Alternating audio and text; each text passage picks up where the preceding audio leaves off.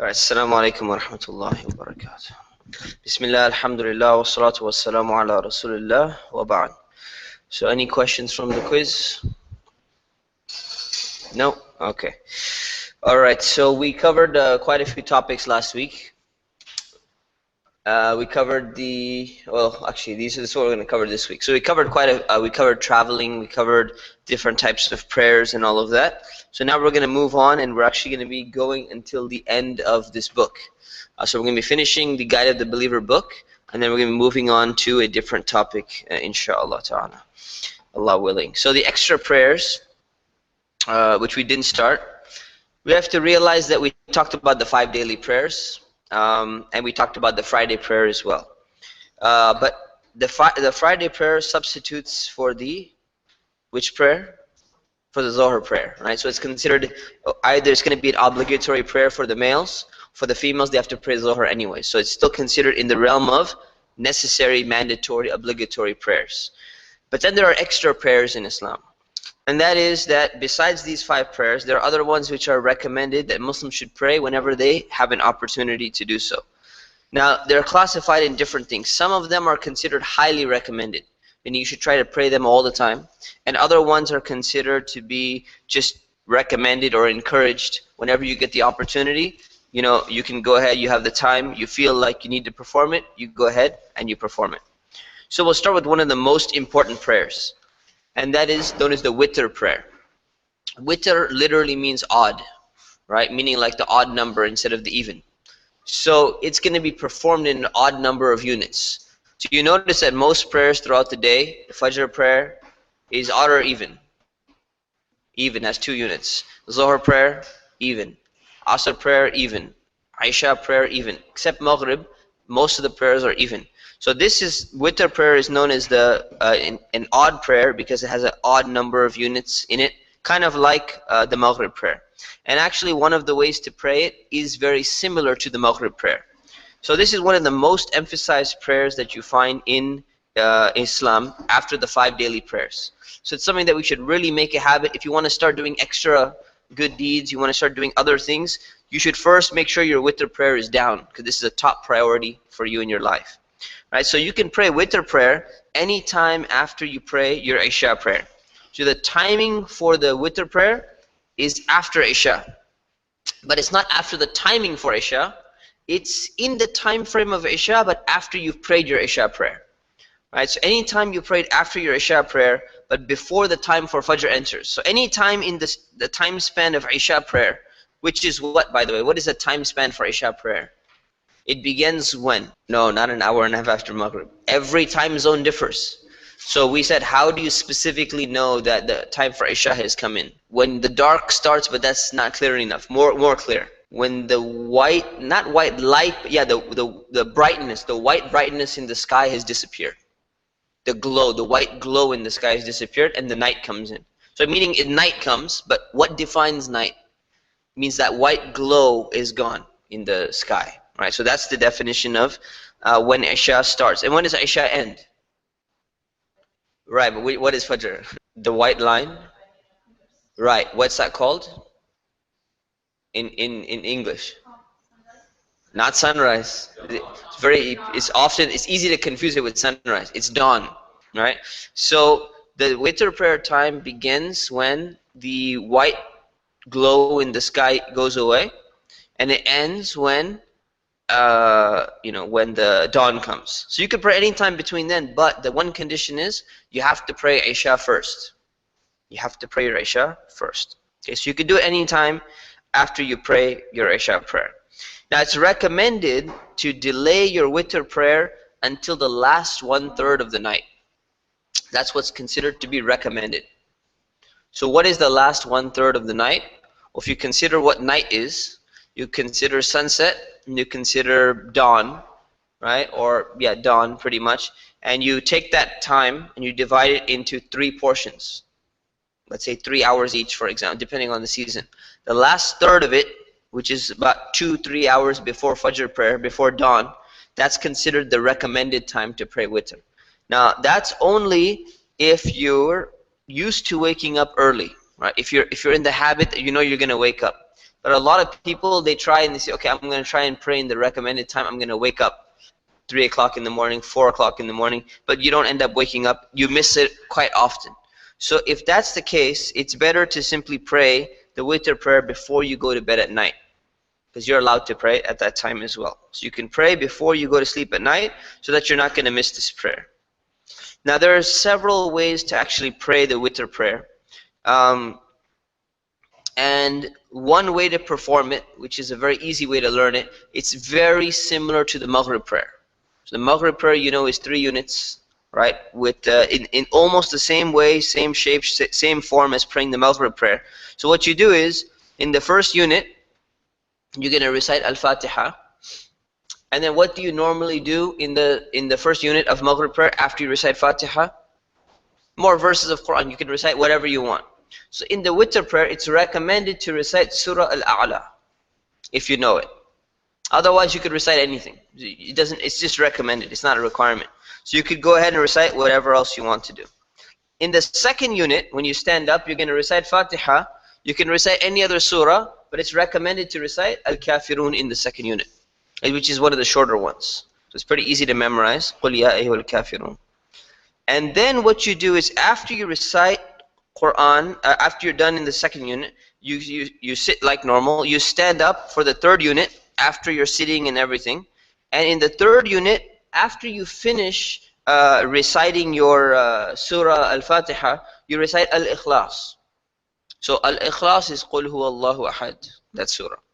Once you're done with that surah, normally, now see, here's one difference. Normally in Maghrib prayer, in the third unit, you're not going to recite any more Quran after Fatiha, right? But in the witr prayer, you do. You recite another surah even in the third unit. And after you're done with that, or you could recite whatever other surah. When you're done, you raise your hands, you say takbir, and you say Allahu Akbar. So you raise your hands again in the middle of the prayer in the third unit. And then you put your hands back, to your torso like normal. And then what you're going to say is, you're going to recite this supplication known as the Qunut supplication. And the Arabic is here. Allahumma hdini fi man hadayt wa afini fi man afayt. It's there for you. And this is the translation of it. So, oh Allah, guide me like those you have guided. Protect me like those you have protected. Guard me like those whom you have guarded. Bless me in what you have given me. And save me from the evil which you have decreed. You decree and nothing can be decreed against you. Whomever you support can never be disgraced. You are blessed, Lord, and high above all. So this is one of these supplications that's there.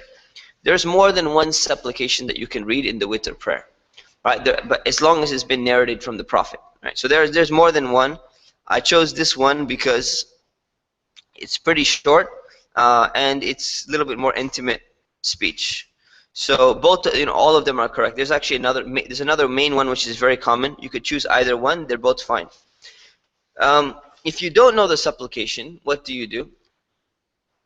You can simply say Subhanallah 3 times, like you would do if you didn't know any other part of the Quran. Or you can maybe recite a little bit more Quran or something like that. So you could substitute something until you learn this. But the thing is, we shouldn't be lazy in learning this. Right, so we should at least try to learn one of these supplications at least within 3 months or within 6 months or something like that. So we shouldn't be lazy. I'll tell you from personally, when I first learned how to pray witr, and I learned that you have to memorize this, but then you have the option of saying, Subhanallah or something like that, or you can recite, Ayatul Kursi or something. I just kept on delaying for a few years. There's really no excuse to delay for that many years. It doesn't take that long to memorize. So you should just make a plan. I'm going to sit down, have like a few hours, maybe 1 hour, 1 hour, 3 days, sometime in my life within this year. I'm going to sit down, you memorize it in an hour. Again, the next day, you spend another hour just reviewing it. The next day, you spend another hour reviewing it, and you have it down. And you recite it every day in witr anyway. So you keep on practicing it. So just don't delay too much, right? You have a few months. You don't have to learn it tomorrow, but don't delay too much. Take a few months and make sure you get it down. So once you're done saying this supplication here, you complete the third unit as normal. So what would you do after you do this? If you were in a Maghrib prayer, what would you do next? You go into bowing, you go into ruku, say Allahu Akbar, and you complete the prayer like normal. And that's it, it's finished. So now that's how you pray the witr prayer. So the only differences that we saw, it's exactly like Maghrib prayer. With one, what's the first exception? You recite a surah after Fatiha in the third unit. Right? What's the second exception? You say takbir. Right? You say Allahu Akbar. And the third exception is the dua. You make this qunut dua. The supplication that's here. Okay? So once you're done, if you finish your prayer, if you forget to perform your qunut supplication, which is very common for a lot of people, because they think almost like they're praying Maghrib, and then they go Allahu Akbar and they go into bowing and they continue their prayer, and then they realize, oh, you know what, this was witr prayer. I was supposed to add that other thing in. What do? It's considered to be a correctable mistake. And a correctable mistake can be compensated by doing what? 2 prostrations, and that's it. All right, so you just do that and you finish. You don't have to go back. You don't have to do any other qunut or anything. It's also recommended, this is a very highly recommended prayer. So if someone misses the witr prayer, it's actually recommended for them to make up that prayer as well. Okay, to make it up. Witr is such an important prayer. Did I write that twice? Yeah, I wrote it twice. All right, if you're making up the witr prayer before sunrise, meaning during the fajr time, right? Or any time before sunrise, you're going to pray it like normal. But if you make it up after sunrise, what you're going to do is you're going to make it up as 4 units instead of 3 units. And the reason for that is the witr prayer is supposed to be during the night time. So if you delay until the daytime, what you're doing is you're going to actually be making it up as 4 units. Okay, so this is the opinion according to several scholars. So even number of units is going to be preferred. That's it for witr prayer. So moving on. There's other prayers that are connected to the 5 prayers. You know, most people when they pray, they're going to fall short in their prayers. They're going to not be they're not going to be concentrating. They're not going to be giving their full attention, their full time and everything. So one of the ways to compensate for that lack of perfection in those prayers and those shortcomings is to perform these additional prayers which are connected to the 5 daily prayers. And these are really recommended. When you perform the 5 daily prayers, it's recommended to also pray the following prayers along with them. These are the ones which are considered highly recommended. Okay, so the highly recommended ones are 2 units before Fajr. So praying a 2-unit prayer before you pray your Fajr prayer. So Fajr is 2 units itself, and it's highly recommended to pray 2 units before you pray the Fajr prayer as well. And these 2 units are supposed to be brief, very short units. You're supposed to recite very short surahs of the Quran. So they're not supposed to be long. In fact, they're supposed to be very, very short. And this is one of the, out of the highly recommended prayers, this is one of the most highly recommended ones. So after witr prayer, this is the most highly recommended prayer. So you should really make it a habit to not miss this at all. And the great thing about it is, it happens to be one of the shortest prayers, because you're supposed to pray it short actually. You're not even supposed to go long. So you're supposed to 2 very short units of prayer, meaning you recite very little Quran in the units. In fact, this prayer is so recommended that if you miss your Fajr prayer, and you're making up your Fajr prayer later on, it's actually recommended that you make up these 2 units as well. It's not required, but it's recommended that you make them up. If you join a group prayer, let's say you're coming to the masjid and you see people praying, but you came late. If you finish your Fajr prayer, or let's say everyone started the Fajr prayer, you go ahead and you join them, you can actually do these 2 units after Fajr prayer, immediately after you're done praying the Fajr prayer, because it's highly, highly recommended. So you're allowed to do that as well. Although normally you should keep it in the order. So you should be praying before, but in case you don't, you can actually pray it immediately afterwards. So that's the most recommended prayer. So Fajr, that's one thing. If you're not doing it right now, you should start doing the witr prayer, and you should start doing the, that's like step 1 in your advancement. If you're not doing witr, you should start doing witr. Make it a habit. Then your next level, when you're ready to move forward, you make sure to do the 2 units of Fajr prayer before that prayer. So that's very, very recommended as well. All right. Then the other ones are just in the level of being recommended. So you have Zuhr prayer. Zuhr prayer, either 2 or 4 units before the Zohar prayer. So Zohar prayer is 4 units. So you could pray either 2 or 4 before, or 2 or 4 after. Okay, so there's flexibility in what you're going to be praying. So if you're feeling really good and you want to pray extra and you feel really good, you pray 4 before and you pray 4 after, and you pray 4 for Zohar prayer. So you just pray 12 units of prayer. Right.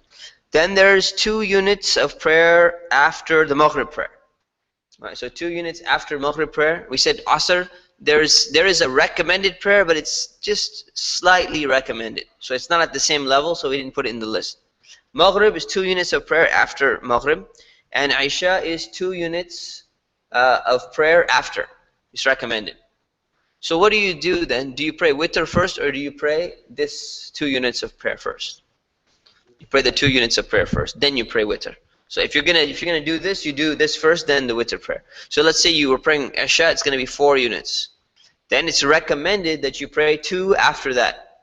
Then it's highly recommended that you pray your witr, which is 3 after that. Okay, so that's the Isha prayer. The prayer is connected to the Isha prayer.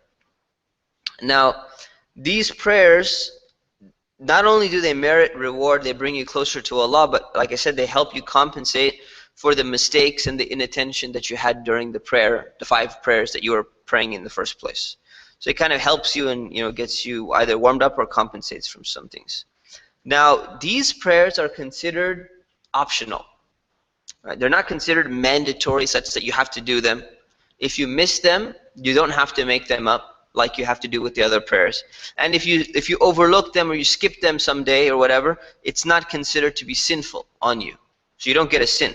And there's another thing. Because they are optional prayers, you're allowed to perform them while sitting, even if you don't have an excuse.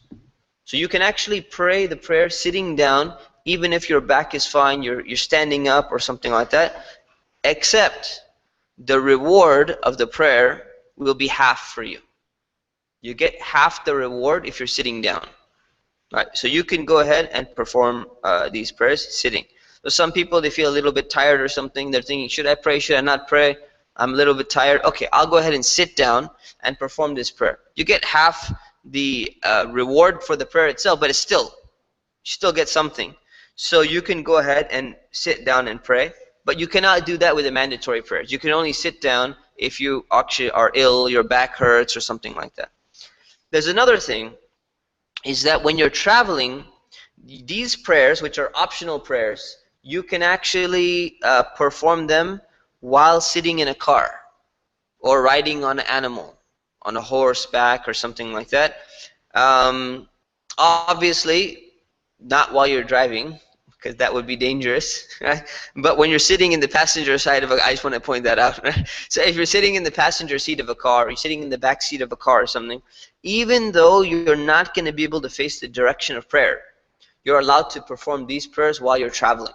So if you're sitting in a car, in the back seat of a car or something like that, especially if you're on a long journey, and you say, you know what, instead of listening to whatever's on the radio or something, I can pray. So you can go ahead and you can pray while you're in the car. But this is only, remember, the optional prayers, not the mandatory prayers. All right, so those are the recommended optional prayers. Now there are certain times of the day when you're not supposed to pray. Now that means you're not supposed to pray the optional prayers, because the 5 prayers, we already know the times, right? Optional prayers, you can pray to Allah anytime you want. You can pray any type of prayer anytime you want, because Allah is always willing to listen and He's always deserving of praise. But there are certain times where it's disliked to pray during the following times. You should avoid praying during these times. The first one is after Fajr prayer and after Asr prayer. That means after you pray your Fajr prayer and after you pray your Asr prayer, you should avoid praying until the end of the time has finished. So the end of the time for Fajr prayer is what? Sunrise. So if you pray Fajr in the masjid at 5 o'clock and sunrise is at 5:45, when can you resume praying prayers again? After 5:45. So far, until what we've learned so far, right? And the Asr prayer, likewise, same thing. If sunset, so if you've prayed Asr prayer at 5 p.m. and sunset is at 6 p.m., between 5 and 6 p.m., you're not going to be praying any other prayer, optional prayers or something like that. So that's number one. Unless there's a reason for that prayer. I'll give you an example of a reason. So for example, you need to make up a missed prayer. So you prayed your Asr, but then you realize you skipped your Zuhr prayer and you need to make it up. You don't wait until Maghrib time. You go ahead and you make it up at that time, even if it's after this time. You make it up anyways, because that's a time that needs to be made up immediately. It's not just I feel like praying right now. This is a prayer which is due on you. You have to make it up, so you're allowed to pray the make-up prayer during this time. The second one would be a funeral prayer. So funeral prayer, someone died, someone is coming for burial, and you already prayed your Asr prayer, and now they're being buried into the ground. So what do you do in that case? You're allowed to pray the janazah, the funeral prayer for that person, right? Because there's no other time. They're going to bury the person, so you're allowed to do that. So it's if there's a prayer that's for a specific reason, there's a time for it, you can go ahead and you can pray. Likewise, you can read Quran, you can remember Allah, you can make zikr, you can do all those other things during these times. So that's the time where it's disliked. The second time where it's disliked is during sunrise, exactly during sunrise, and during sunset. So the exact time of sunrise while the sun is rising, and sunset while the sun is setting. And each of these times last about 15 minutes. Right? So you take sunrise, for example, right? So the sun rises and about 15, so remember what was the definition of sunrise? Sunrise is when the tip of the sun crosses the horizon. What's going to happen is this is the sun and this is the horizon. And the sun is coming up slowly, and there, sunrise started. And now it's going to slowly come up. Once it gets all the way up, you're supposed to wait a little bit more until it gets a little bit above the horizon. And that, once it gets here, it takes, from this time to this time, it takes 15 minutes. So what you do is when you look at your sunrise time on your calendar, it says, oh, sunrise is at this time. You're supposed to wait 15 minutes before you resume any other prayers. So you should not be praying during that period of time. Okay? And the second is the same thing with sunset. When the sun is actually setting down, like the sunset is right when the sun is completely gone down. That's when Maghrib starts. So 15 minutes prior to that, you should not be praying. And the sun will be like a little bit overhead from the horizon over here. So 15 minutes before that, you should not be praying on both sides. And the reason for this is that there are people who used to worship the sun, they would pray during these times. Right? And this is to make sure that we don't even resemble them in any way, shape, or form. And you may think, well, there aren't people who worship the sun anymore. They're not around me or something like that. But they were so common. There are still people who do that, by the way. And they were so common and so prevalent. Every time you unearth a civilization, Incan civilization, Mayan civilization, Egyptian civilization, Persians and all of that, you find sun worship built into almost all of these systems. You look at even the names of our calendar, right? Sunday and like all these things, you find these pagan names built into everything. You look at the names of the planets, and they're planets that, Jupiter and Venus and Pluto, and they're all named after deities. They're named after their gods that they used to worship. So we have paganism around us everywhere, right? Even if people aren't doing it, there's still remnants of it. And there's still like appreciation for it. So we should try to avoid imitating them in any way whatsoever. So the Prophet ﷺ wanted to keep us as far away from these people as we possibly can be. So we don't even give anyone the wrong impression that, you might be worshipping something. Right? And it's interesting because somebody asked me, somebody says, oh, well, you guys worship the moon. Right? So they said, why do you worship the moon? Well, because look at your dome. On top of your mosque, on the dome, there's a little moon sign. And everywhere you go on Muslims, there's a little moon sign. So you guys worship the moon. It's a ridiculous statement, of course. No Muslim worships the moon. But some people, the moon, they didn't understand what the sign was. It gave some people the wrong perception, and they actually go and spread that rumor around. So the Prophet ﷺ wanted to make it very clear, don't even do any small thing which might give some people a little hint or semblance that you're even doing something in this respect. Otherwise, if we were praying during sunrise, someone would come and say, see, they're praying because the sun is rising. That's what people in the past used to do. They used to pray when the sun is rising and the sun is setting. We don't even want to give that. So he made this clear prohibition. You don't do that. So we stick to that. Even today, when there's not really much sun worship going on. So that's the the 2 times that you're not supposed to be performing any prayer. Okay. Otherwise, you can pray at any time. Then there's a sunrise prayer, right? Or actually, it shouldn't be called the sunrise prayer. It should be called the Arabic term. It should be called the forenoon prayer. No, I'm talking about English term. Yeah, it should be called like a forenoon prayer or a post sunrise or what you can call early morning prayer or something like that. So this prayer is supposed to be performed. This is a recommended prayer. Supposed to be performed between the Fajr prayer and the Zohar prayer. So you probably noticed that the time for Zohar goes from Zohar to Asr. Time for Asr goes from Asr to Maghrib. Maghrib starts immediately until the time for Isha. Isha goes all the way until the time for Fajr. But between Fajr and between Zohar, there's nothing. There's no prayer there. So actually, usually, that's the time where people are going to be working. People are going to be earning a living. People are going to be doing their daily things and all of that. So what you find is that there is no prayer that's obligated there. But there is a recommended prayer. And that recommended prayer is to perform either 2 units or 4 units of prayer during that time, anywhere in that time. So it doesn't have to be, at one specific place. It could be any time between there, except as long as it's before Zohar time, it's after Fajr time, after the end of Fajr time. But there's one more exception, which you should be able to figure out. And that is, the end of Fajr time is sunrise, right? But you're not allowed to pray within that first 15 minutes. So as long as you cross the first 15 minutes of sunrise, any time up until Zohar time, which is the high noon, you can go ahead and you can perform this prayer, what's known as the Shuruq prayer, or Ishraq prayer, or Duha prayer. This is considered the early morning prayer. Alright, so you can pray 2 or you can pray 4 units, just like any other prayer, like Fajr prayer, like Zohar prayer, and it's a silent prayer, right? So because it's during the daytime. So you can perform that. That's a recommended prayer as well. Then there are night prayers. And night prayers are very recommended as well. You can join us, brother. So, Bismillah. So the night prayers are also recommended. Now praying at night is actually better than the extra prayers during the day, because that's when most people, and I say most normal people, I'm excluding college students and those other people, they actually sleep during nighttime. Most people sleep during the nighttime.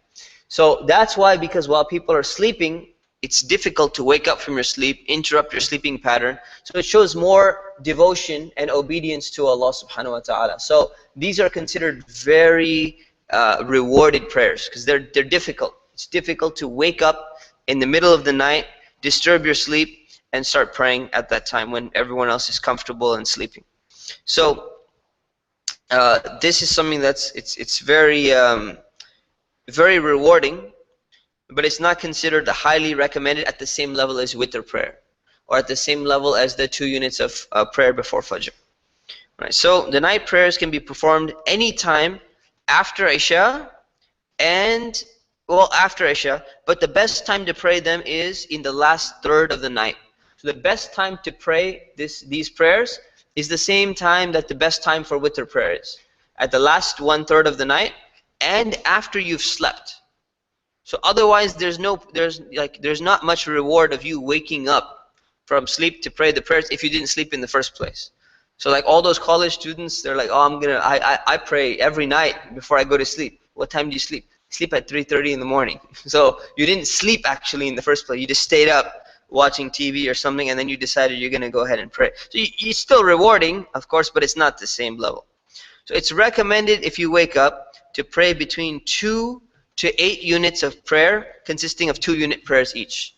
So you either pray 1 2-unit prayer, or you could pray 2, which makes 4. You could pray 3 sets, or you could pray 4 sets. All right. So you can pray either one of them as much as you want. And if you've not performed the witr prayer already, it's recommended you conclude your final prayers with witr at the end. So let's say you wake up at night and say, I'm just going to pray 2. What you do is you pray 2 units of this night prayers, what's known as tahajjud. And after you're done with that, you say, okay, I'm getting a little bit tired now, I'm about done. You pray your witr prayer. And then you go to sleep, or you wait until Fajr time, right? And you continue. Or you could pray 8. So let's say you pray 8. You pray 2, 2, 2, 2, and then you pray your witr prayer. So you pray 3. So when you woke up at night, how many units did you pray? 11. You prayed 11 units then. So you could do either of those, and this is something which you build up over time. It's recommended to, at least it could be like, you know, your dream in life, you know, your goal in life. Everyone has their goals. I'm going to buy this one day. I'm going to buy that car one day. I'm going to live in this house one day. Your goal as a Muslim should be, you know what, one day I'm going to be waking up at 1/3 of the night and I'm going to be praying those 8 units. That's my goal someday. In 5 years I can do it. In 10 years, whenever it is I'm ready, I'm going to be able to do that, and I'm going to keep it up. That should be like the Muslim's dream goal that they should be looking forward to. And I'm going to concentrate in all my prayers in the daytime. That's a real goal to look forward to, rather than such and such chrome rims on my car or something like that. You know, so think about that. There's another prayer that's recommended, and that's prayer when entering a mosque. So whenever you enter a mosque, it's recommended to pray at least 2 units before sitting down. So whenever you walk in, you pray 2 units of prayer in the mosque area before you sit down. Just, is it correction or something? Oh, just write it down and ask it at the end, inshallah. So 2 units before you sit down. Now, if a person already sat down, right, they can still get up and perform this prayer. So it's not like if you just sat down for a moment, you cannot pray this anymore. You can still get up and perform this prayer. So if you walk in, you sit down, and then you remember, hey, I should pray. I'm not doing anything else. You can stand up and you can still perform this prayer. This is called the Tahiyyatul Masjid prayer. Okay, so this is something you can do. Now, if the person begins another prayer, such as like the prayer for that time, then that prayer that they're performing will count as the prayer for welcoming the mosque or entering the mosque. So let me give you an example. So if you come in the morning for Fajr prayer, and as soon as you walk in, you're supposed to pray 2 units. You're praying your 2 recommended units of prayer. Okay, your 2 recommended units of prayer count as your entering the mosque prayer, right? If you come late for Fajr and you join the congregation that already started, the 2 units of prayer that you're praying counts as your entering the mosque prayer. Why? Because this is not considered a separate prayer by itself. The point of this prayer is that anytime you walk inside of a mosque, anytime you walk inside of a masjid, you're not supposed to just do anything, because the masjid is mainly a place of prayer. So when you walk into a masjid, there's a lot of things you can do. Some people will walk in and say, well, I have a meeting in the masjid, so I'm going to meet someone and sit down for 30 minutes and have a conversation with them.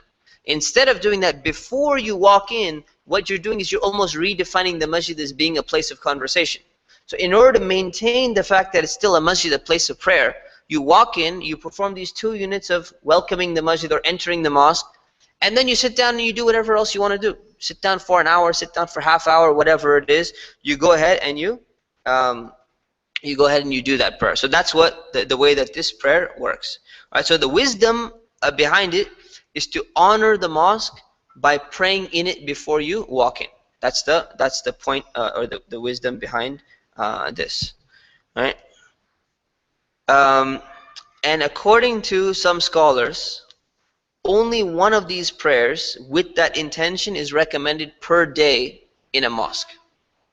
All right, so some scholars say 1 per prayer time, and some scholars said 1 per day. So you only need to do it 1 time per day in a particular mosque. So for example, you're sitting in the mosque, you're having a conversation with someone.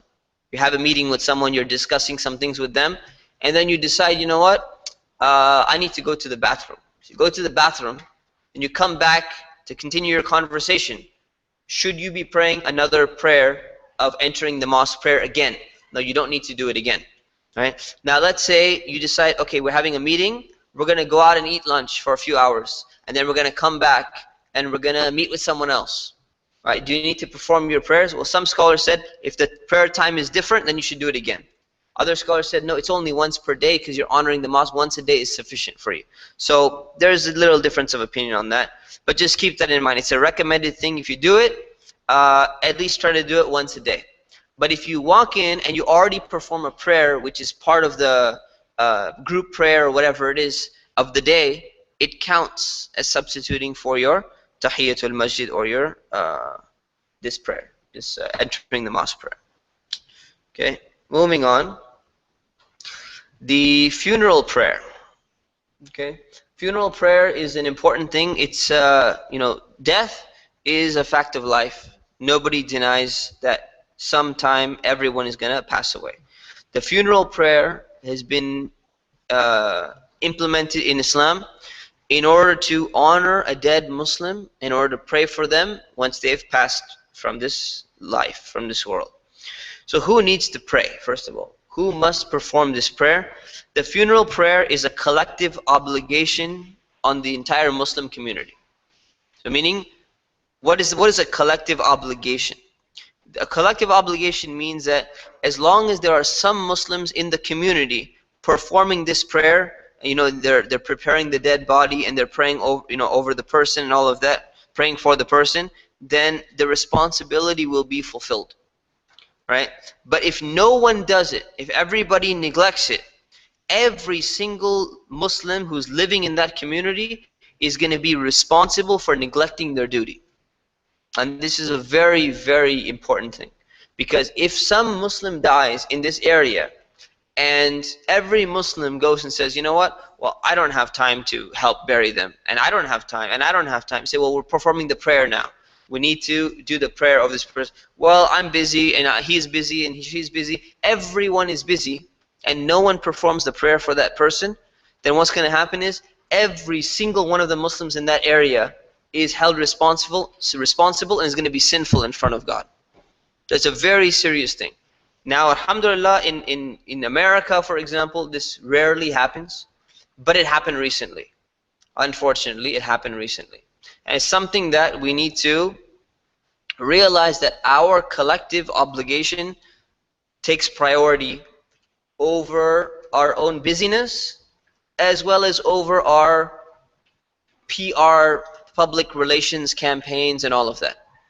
So what happens, does anyone know who I'm talking about? I'm talking about the bombing which took place in Boston. You guys are familiar with you heard about the bombing, right? So supposedly it was these Muslim kids who did the bombing. Now this is obviously, if they did it, and the way that they say that it was done, it's an act of terrorism. It has nothing to do with Islam. It's completely wrong. There's no doubt about that. But at the same time, the person who died and commits a sin, a person who's drinking and dies, a person who's doing something wrong and dies, they're still a Muslim, right? So we hope that maybe Allah will forgive them. It's Allah's job to deliver the justice when it comes to that. But what happened was, this person's body was left, and none of the Muslims wanted to touch it. They said, we're not going to touch it, we're not going to bury him, we're not going to perform the funeral prayer over him. Why? Because the people of Boston and the people of America were so heartbroken and so upset, so angry about Islam, that they said, you know what, it's going to look really, really bad in the eyes of the media and in the eyes of so-and-so that we're praying over this person as if we've accepted their action. Doesn't mean you accept their action, but they're still a Muslim at the end of the day. It's our responsibility to pray over them. So we need to be very careful about when it comes to PR, things like that.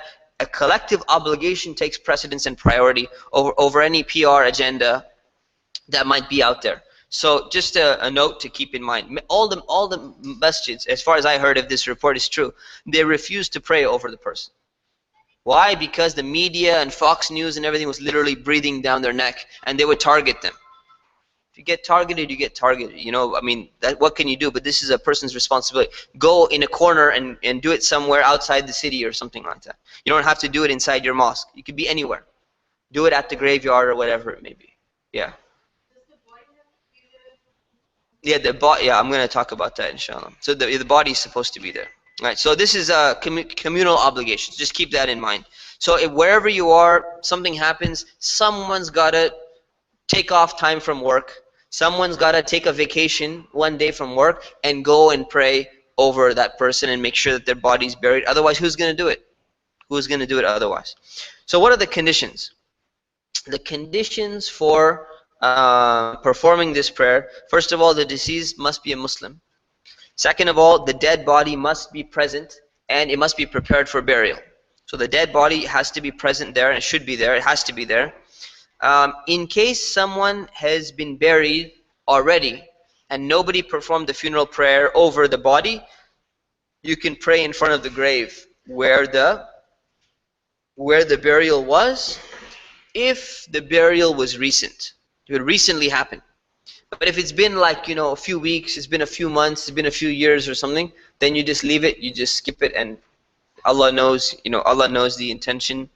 And it's not gonna, you know, it's not gonna adjust what happens to them, inshallah.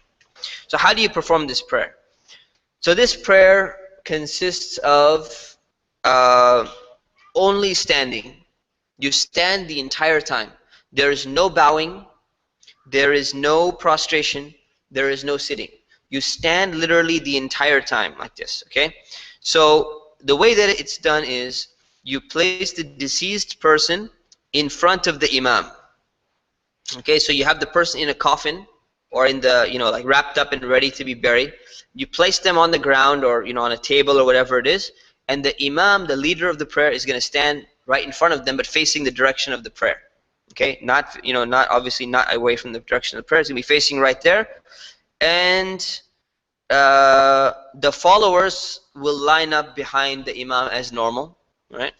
And what's going to happen is the prayer begins with the imam saying Allahu Akbar, raising up his hands, and then folding the hands like this. So you start the prayer like normal, right? So there's two ways to perform the prayer, and we're going to talk about one way only. So it's easy way for you. You start by saying Allahu Akbar and you start the prayer. Then you recite Al-Fatiha.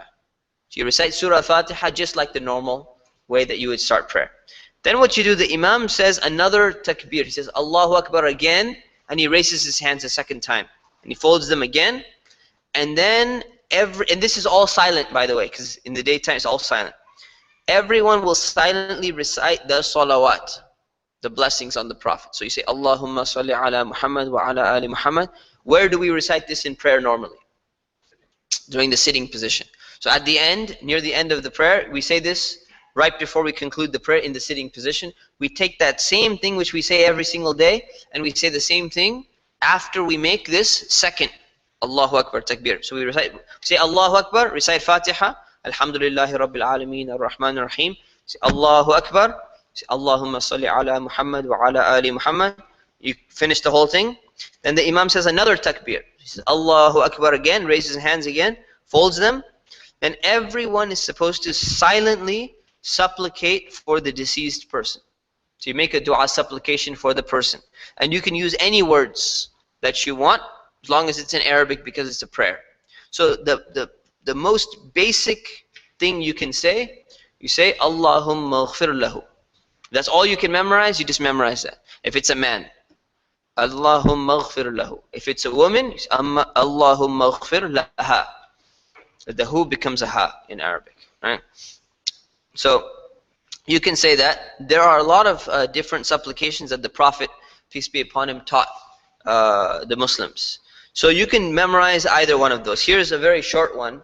I have it in the book. It's Allahumma ighfir li hayyina wa mayyitina wa shahidina wa ghaibina wa saghirina wa kabirina wa dhakarina wa unthana. Which means, oh Allah, forgive our living and our dead, our present and our absent, our young and our old, our male and our female. So that's one example of a supplication the Prophet used to say. So you're praying for the person and you're praying for everyone else as well. So there's any number of supplications you can make, you're allowed to go ahead and do that. Once you're done with that, you say one more time, Allahu Akbar, another takbir, and then you conclude the prayer like normal while standing. Say, Assalamu alaikum wa rahmatullah, Assalamu alaikum wa rahmatullah. You're finished. So that's the way it's going to look. So the funeral prayer is going to be, the dead body is brought inside the masjid. It's going to be placed right there. Imam is going to start, going to say Allahu Akbar, recite Fatiha, Alhamdulillahi Rabbil Alameen. Say Allahu Akbar, Allahumma salli ala Muhammad wa ala ali Muhammad, till the end. Say Allahu Akbar, Allahumma ighfir lahu. Right, and you continue, whatever you want to recite. You say Allahu Akbar. You say Assalamu alaikum wa rahmatullah. Assalamu alaikum wa rahmatullah. That's the funeral prayer. It's very short. You don't sit. You don't bow. You don't do anything. So when it comes to the funeral prayer, one of the things you should know if you're going to be the imam is if there's crowding going on, tell people to stop leaving the gap in between, because you're not going to prostrate anyways. So people can literally be standing like 1 foot away from each other, and there's more than enough space for them, because they're not going to bow, they're not going to prostrate. They don't need all that space between them, so they can fill in all the gaps literally, and they can be next to each other and they can pray. Right? So that is the funeral prayer. Okay. There's another thing related to prayer which needs to be covered, and that is the prostration of recitation. Okay, this is known as sajda at-tilawa. So the prostration of recitation is recommended, and this according to the Shafi'i school, by the way. According to the Hanafi school, it's required. So it's recommended to prostrate after reciting or hearing certain verses of the Quran which emphasize this humility in front of Allah. So there are certain verses of the Quran which the Prophet used to go into prostration whenever he would recite the verse, or even when he would hear the verse. Right? So there are 14 places in the Quran where there is a place of prostration, and they are as follows. So the list is in your book. So these are the numbers. So chapter 7, verse 206, 84, verse 21, chapter 96, verse 19. So these are the verses that are there. And when you're reading the Quran in Arabic, if you learn, if you take our Quranic recitation class, we'll teach you that it's actually written in the corner. It says the word sajda, which means prostration, whenever it's in the corner here, whenever that verse comes up. So there's only 14 places in the Quran that have this. So you pretty much, you kind of, whatever you read in prayer, you have memorized already anyways. So whenever you memorize one of these surahs or one of these verses, you know that it's a verse of prostration. So it's not just going to be random or something. But what you don't know is, if the imam who's leading the prayer, if he knows the verse but you don't, then he's going to say Allahu Akbar and go straight into prostration, in the middle of prayer even, and you're supposed to follow him. Right? So it's important so that you be aware. If you wonder, if you didn't know this at all, and all of a sudden the imam is reciting Quran and you don't know which part of the Quran he's reciting, and then he says Allahu Akbar, and he goes all the way into prostration, you might think, if you didn't study up until now, you might think he made a mistake. So what would you start doing if you made a mistake? Start saying Subhanallah, Subhanallah. He didn't make a mistake, because he's actually going into sajda, because he knows that these are one of the verses where the Prophet used to prostrate as well. Okay, so these are 14 places where there's prostration. Imam Shafi said there's one more, so there's 15 according to Imam Shafi, but 14 are agreed upon. So if you recite one of these verses during your prayer, so you're in the middle of prayer, and you intend on continuing your recitation, so you're reciting the Quran and you're going to keep on reciting. You're not just going to recite chapter 7, verse 206. You're going to recite 207, 208, all the way up until 209. You had the intention of going until 209 because you wanted to finish that meaning or that section of the Quran in your recitation. What you do is, while you're reciting, you're in the middle of reciting, you're just going to say Allahu Akbar, and you're going to go all the way down into prostration. And all the followers, everyone else also goes with you. And you're going to do prostration like normal. Subhana Rabbiyal A'la 3 times. Then you're going to say Allahu Akbar, and you're going to stand back up all the way, same standing position, and you continue reciting verse 207. And then you keep on reciting verse 208, verse 201, whatever verses, until you feel like you're done. And then you continue the prayer like normal. So you're in the middle of prayer. As soon as you read one of these verses, you stop right there and you go straight into prostration. Okay? The followers should also follow. Okay. If you're a follower and the imam, let's say during Zohar prayer, which is silent, right? So Zohar prayer is silent. The imam is reciting certain verses of the Quran and you're reciting your own verses of the Quran. So what if you recite a verse of prostration silently and the imam is not doing that? What do you do in that case? Do you have to prostrate? No. Because in this case, following the imam takes priority. So it overrides the fact that you have to do the prostration. So you don't have to do that. Okay? But if the imam does it silently, it's he should go into prostration and come back up. But it's not recommended for an imam in a silent prayer to read verses of prostration, because it'll confuse some people because they don't understand what's going on, right? I mean, they may understand what happened, but they don't even know which verse he read, and they're just going and prostrating anyways. So since they're not hearing it, it's better that he doesn't do that. Okay, if you decide to stop at the prostration verse and you're not going to continue reciting more of the Quran, because it's like, let's say it's the last verse of the surah. So for example, look at the last one, chapter 96, verse 19. How many verses are there in chapter 96, Surah Al-Alaq? There's only 19 verses in the entire surah. So verse 19 happens to be the verse which tells you you're supposed to be prostrating. So at the end, if you're going to stop, if you're going to continue reciting, you have to start with chapter number 97. If you have the intention of you're going to keep on moving to 97 verse 1, 97 verse 2, then you're going to perform the prostration. Otherwise, if you're going to stop right there, you don't have to perform the prostration. The reason why you don't have to is because you're going to say Allahu Akbar, and you're going to be going into bowing, and then you're going to be going into prostration anyway. So there's no significant gap in between, so you're allowed to skip that. You don't have to keep reciting. Otherwise, you would recite, you'd make the prostration, stand back up, and then just continue the prayer like normal. Alright, so yeah, this is because you're going to prostrate anyways. If you're not in prayer, so let's just say you're sitting by yourself and you're reading some Quran, and you recite one of these verses, what should you do?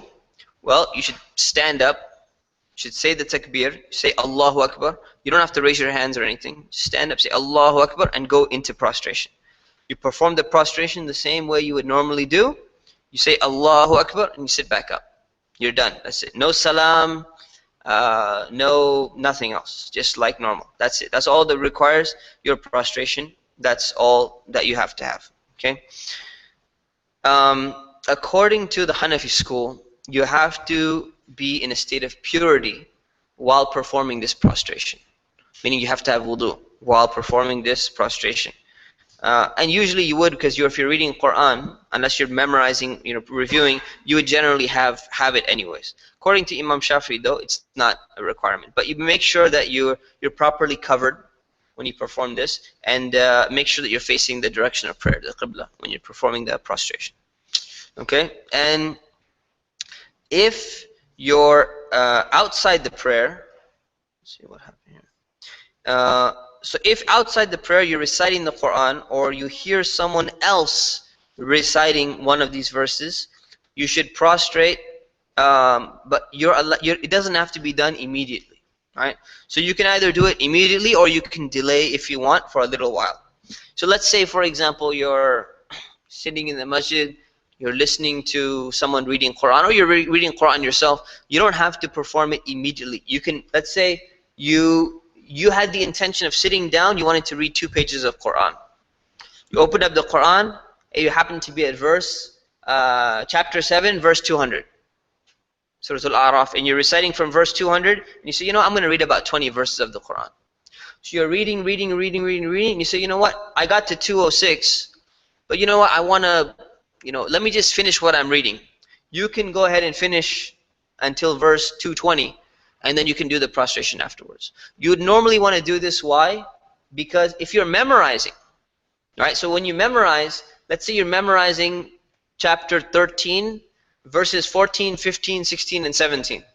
So you're going to sit there and you take verse 14, you're going to repeat it again and again and again and again until you memorize it. Then if you read verse 15, you're going to repeat it again and again. While you're repeating, if you're going to prostrate every time, and then you repeat it again, and then you prostrate again, and you repeat it again, too many prostrations there. You're going to get thrown off. So you don't have to do it immediately. You could do it at your own leisure. Okay, so it can be done immediately or it can be delayed. If you hear a recording, like a CD, of a person reciting, then the question is it still recommended to perform the prostration or not? And my opinion is that it's the same as if you were listening to it live, because the effect that it has on you, the concentration, you're trying to reflect upon it, it's the same. So you should go and perform the prostration as well. But if you're in your car, like you said, once you're done, you've parked and everything, you can go and perform the prostration. And according to Imam Shafi, it's only recommended. So if you forgot, you got on the freeway, you got stuck in traffic or something, it's fine. All right? Okay, so these are appendices in the book. So these are general principles where we should really understand these principles so that we don't get confused. These principles apply across the board whenever we're studying Islamic law. So the first principle is that doubt does not remove certainty. Okay, doubt does not remove certainty. So what does that mean exactly? Well, a lot of people have questions about things in Islamic law about doubts. Well, what if I'm not sure if I prayed 2 units or 3 units? What if I think I lost my wudu? What if I think my fasting was broken? What if I think sunrise had come when I prayed but I wasn't sure? These are all what we call doubts. So whenever these questions come out, like what if I feel something came out, or what if the water might have some impurities in it, right? So this water may not be clean, or it could be that I prayed an extra unit, or it could be that there's some impurity on my foot, on my shoe, but I just can't see it. But I might have stepped in something. I might have stepped in. So look at all these words, right? I might have done this. It could have been. What if such and such happened? These concerns that people have, they're all coming out of well-meaning zeal and, you know, wanting to please Allah subhanahu wa ta'ala. And this is, it's very good. It's based on a sincere intention. It's based on a right intention, but these can all be easily resolved by understanding this principle that doubt does not remove certainty. And Allah wanted us, He taught us, the Prophet, peace be upon him, taught us this principle. And therefore we're supposed to apply this principle rather than applying our own understanding of what Allah would want us to have. So if you say, no, I want to be very on the safe side, what if there's some impurity in that water? What if there's something on my shoe? Maybe something happens this way, that way, or something, and you think that you're being more pious by doing that. But remember, in Islam, Islam means submission. The definition of submission means you submit to Allah and His Messenger and their teachings.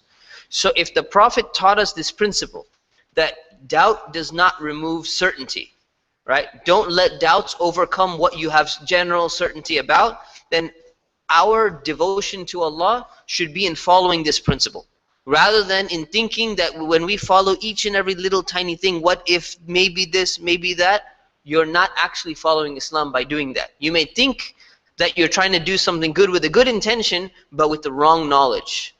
So it's very important to have right knowledge and a good intention, not just a good intention. So here's an example. So basically what this means is, when you're relatively sure about something, any other doubts that come up in your mind, you should discard them and not consider them at all. You just literally throw them away. The Prophet, peace be upon him, he made a statement. He said, "Da' ma yaribuk ila ma la yaribuk." Leave that which gives you some doubt for that which does not give you any doubt. So let's take an example. Okay, if you have a doubt whether or not you have wudu, maybe I have wudu, maybe I don't have wudu. Well, you go with what you're sure about. So we talked about this already before. If you recall waking up from sleep, you remember brushing your teeth. So you remember you woke up. You remember that you brushed your teeth, but you don't remember whether or not you made wudu. You say, well, I know I brushed my teeth. I'm thinking in my mind, I see myself brushing my teeth. I feel in my teeth that I had brushed my teeth. All right, I can tell my breath and everything, I brushed it. But I don't remember if I performed wudu or not. I'm looking at my arms, not seeing any water. Looking at my face, not seeing any water. My feet are dry, there's no water on there. So what does that tell me? I can't figure out, maybe I did, maybe I didn't. In this case, your certainty is what?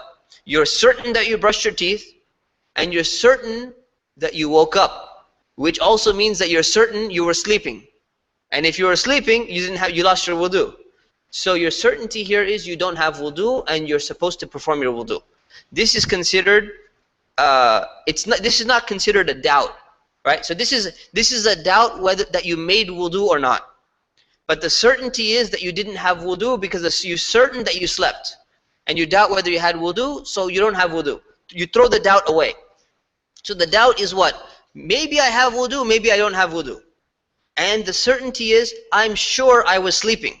So these are the two things you identify. And what do? The maybe, perhaps thing, you throw it away. What's left? I was sleeping. I don't have wudu, I need to make wudu. Okay? That's example number one. So that's something you need to do. So otherwise, people are going to come and ask a bunch of questions to themselves. So but let's take another example. You remember that you were praying. You know that you prayed your Fajr prayer. But now you start thinking, maybe I passed some gas during my Fajr prayer. My stomach was gurgling a little bit. I started feeling something, right? Now what do? Do I repeat the prayer or not? So your certainty is what? The certainty is that you prayed Fajr. Where is the doubt? The doubt is, did I lose my wudu while I was praying that Fajr? Did something come out or it didn't? So what do? What do? You take the doubt and you throw it away. What's left? You prayed Fajr. You're done. Move on with your life. Continue the rest of your day. You don't think twice about it. This is the way it works. Okay? Let's take another example. You wake up in the morning. You remember that you had an erotic dream when you were sleeping. But you wake up, you don't see any trace of semen on your clothes. You don't find anything else. So you say, okay, I don't need to take a bath. But then you're just going to make wudu for the Fajr prayer. But then you start thinking, you're making wudu, and you say, well, wait a minute. What if something came out while I was sleeping during my dream, but then it dried up? So you look around and you check and you say, there's no traces of anything. So the certainty is what? The certainty is you had an erotic dream. The doubt is whether or not something came out. So what do? You throw the doubt away. You're left with, you had an erotic dream. Does having a dream necessitate that you have to take a bath when you wake up? No. So you don't need to take a bath. You just make wudu, you continue your life as normal, you do your prayer, and you're going to be fine. Right? So that's the way it's going to work. Now, you can only override that with another certainty. So you wake up in the morning, you remember that you had a dream, and then you start thinking, you know what, maybe it dried up, maybe something happened. And you're looking around, and then you find traces of it, of semen that had dried up. Now you can see the clear signs that yes, it had dried up. Now what do? Now you have certainty that you had the dream, and you also have general certainty that something came out. Now you got to take a bath. That's the only way that one certainty can override another certainty. But if there's a doubt here and there's a certainty here, this doubt cannot override what you're certain about. You just throw this doubt away and you build upon this. This is what's called building upon certainty. Right? So doubt does not remove the certainty that you have. It stays in place. Okay. So the same rule applies when determining when something occurred. Not only whether something occurred, also when something occurred. So for example, if you completed your prayer, you finished your prayer, 30 minutes later, you notice that there's some impurity on your clothes. All of a sudden, you find that there's some, urine on your clothes or something like that. Well, what do? So you can assume safely that, you know what, there's a possibility that this urine came on my clothes before prayer. It might have come before I prayed. It might have come after I prayed. I don't know. So let's say you work in a butcher shop. So you were at work, you're doing the cutting and all of that stuff. You checked your clothes before you were going to pray, and you walk in, and what do? You start praying, and then after about an hour, you go back to work, you're doing your work and everything, and then all of a sudden you look and you see some blood on your pant. You say, oh, was that blood there before I prayed, or did it come after I prayed? So when you're trying to figure out which one it is, What you do is you say, well, it could have been before and it could have been after. You don't know. So what you do is you safely assume that, you know what, it probably was afterwards. We don't have to worry about that because you checked your clothes beforehand. So you were certain that you checked your clothes pretty good. You don't need to worry about that. But let's take a counter example. Counter example is you're painting. You're painting the wall or something like that. So you go and you perform your wudu and everything. Everything's going good. You're checking for paint and all of that. And then you perform your prayer. 30 minutes later, you look on your foot, there was some paint. You totally missed it. You forgot it. And you start thinking, did that paint come before my prayer or after my prayer? But you did not continue painting after your prayer. You were only painting before your prayer, and then your paint job was done. The paint cans were gone. You never encountered paint again after the prayer. In that case, now you have general certainty that that could have only happened before the prayer because I was painting before the prayer, and there's no way I could have gotten paint on my hand or whatever it was, which prevents the water from going through. Therefore, your certainty now is that it was before prayer. So what do you got to do? You got to repeat the prayer, right? You got to make wudu again. You got to remove the paint, make wudu again, repeat the prayer. So that's the principle number one, okay? So if one of them is more likely, you give it preference. The second principle, which applies across the board, is that difficulty necessitates ease. Okay, difficulty, when you're encountering some real difficulty, you're allowed to have an exception to the rule. And that's why Islam is considered to be a very moderate religion. It makes it easy for you. So anytime you're encountering something difficult, there's always going to be an exception for you. So this axiom that we're going to apply, it means that every time you're in a difficult circumstance, there's going to be some exception. But this may apply on an individual level, for whether a person has difficulty, like let's take an example, individual level. On an individual level, if you have difficulty standing for prayer, what are you allowed to do? You're allowed to sit. If you have difficulty sitting, you're allowed to lie down, right? If you can't even move around, you're allowed to pray just with the basic motions or something, or the rest in your heart. So you don't have to even move or something like that. Now this can also be an exception on a societal level.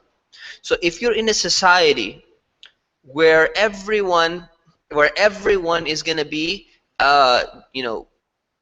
their life is going to become difficult because of a certain thing, then there's an exception to the rule for the entire society. So let me give you an example. So we talked about feces, right, of animals and human beings, and all is considered impure, right? So you're supposed to be praying on a clean place only. There's not supposed to be any urine, any feces, anything like that. Now let's say you're in a large mosque outside, and because it's overfilled, or let's say you're in Mecca. You're in Medina and you're praying outside the courtyard. There's no shelter on top, and you're praying and you're in the middle of prayer and everything, and it just so happens that that bird happened to go to the bathroom directly above you, and it came straight on your head. Now you have impurity on your head, or it came straight in the place where, so what do you do in that case? In that case, because this is something which people will encounter in certain places where you're not going to stop the birds from going overhead, right? They're going to go. So what do? In this case, bird droppings are considered to be an exception to the rule from impurities during your prayer. Outside of prayer, if you get the chance to wash it off, fine. During your prayer and stuff, it's considered to be overlooked. So some places you have bird droppings here and there, you can still pray in that area. Why? Because it would be too difficult to avoid. It would be too difficult to avoid, so there's an exception to the rule. I'll give you another example, and that is the use of banks. Today, a modern example is the use of banks.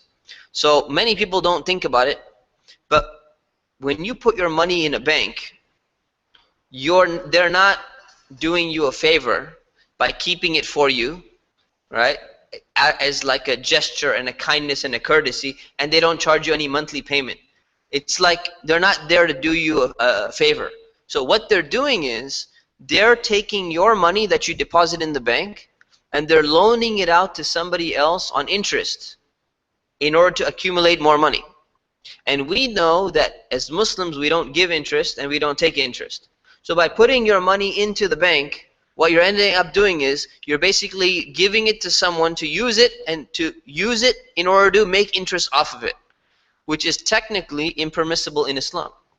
But because, what are you going to do with all the cash that you have? Are you going to keep it under your pillow? Are you going to keep it under your bed? Are you going to do whatever else with it? So the thing is, until there is a non-profit type of bank institution where you can actually safely transfer money across the board back and forth, until there's an some institution like that, it's permissible for you to go ahead and keep your money inside of a bank as long as you're not engaging in the rest of the process, although you can't avoid certain parts of it. So otherwise it would have been impermissible for you to even keep your money in the bank in the first place, because you know they're going to take your money and loan it out to someone else. Right? So that's an example of when things become an exception to the rule. But here's the caveat. The caveat is that we covered a lot of exceptions to the rule we've seen already. But whenever a person or a society is faced with some difficulty when they're trying to follow Islam, there is an exception, there may be an exception, but you don't know what the exception is going to look like. So you shouldn't just say, oh, well, there must be an exception for me, so I'm going to go ahead and make the exception for myself. You should always consult a scholar or someone who's specialized in the field of law, first of all, whether or not there's an exception for me. Otherwise, everyone finds it difficult to wake up for Fajr, right?